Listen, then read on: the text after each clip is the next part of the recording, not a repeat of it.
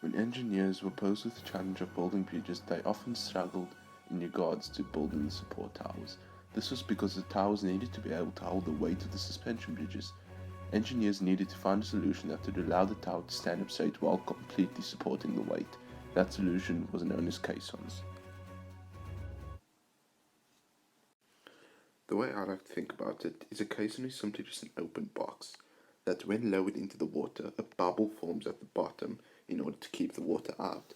The workers are therefore able to work inside this chamber without drowning.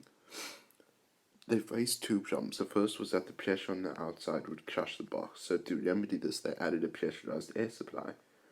The second problem was getting the dirt out of the chambers.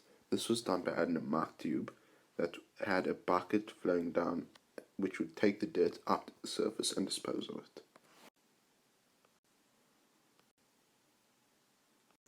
One of the most well-known bridges, the Brooklyn Bridge, would not be here today without the use of caissons. Because the bridge was to span across the East River, support towers were required to be built. The only way for this to be achieved was for the engineers to build massive caissons on either side of the river that descended down to the bedrock beneath it. The type of caisson used for this project is known as a pneumatic caisson. It can be seen here in the image below.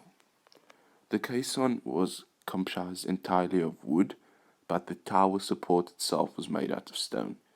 There were two muck tubes that ran to the bottom of the workspaces, which allowed the workers to dig the excavated earth, place it in the buckets, and bring it to the surface to be disposed of.